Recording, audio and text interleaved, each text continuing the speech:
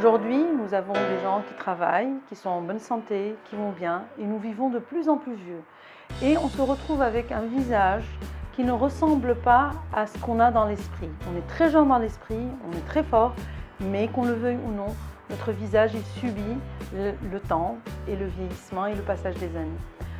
Qu'est-ce que c'est qu'un vieillissement du visage? C'est essentiellement trois éléments les plus importants.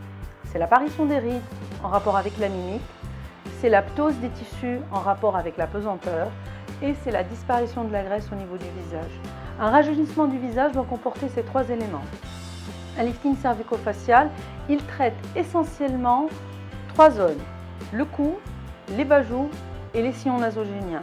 Il permet d'enlever cette ptose, cette chute des tissus.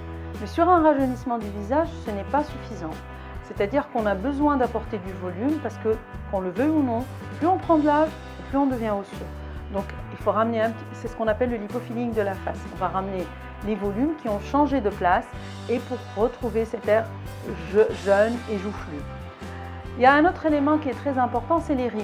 Les rides au niveau du visage, il y en a qui partent au niveau du lifting et il y en a qui ne partent pas. Ceux qui partent au niveau du lifting, c'est les sillons nasogéniens et c'est les rides d'amertume.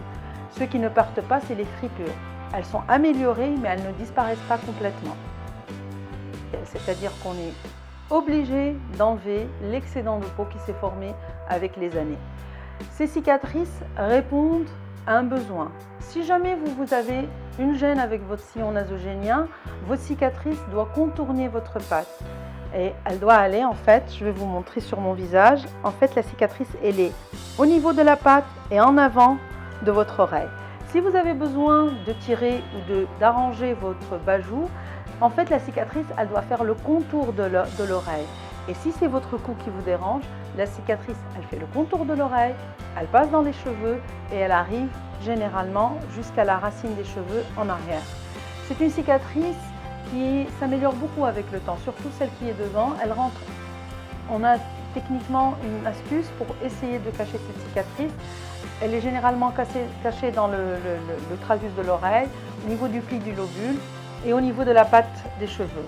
Et au niveau en arrière des cheveux, on va demander au patient d'avoir une coupe un petit peu plus courte, un peu plus relâchée pour pouvoir cacher les cicatrices. Généralement, au bout d'un an, les cicatrices sont de très bonne qualité et elles ne sont plus visibles.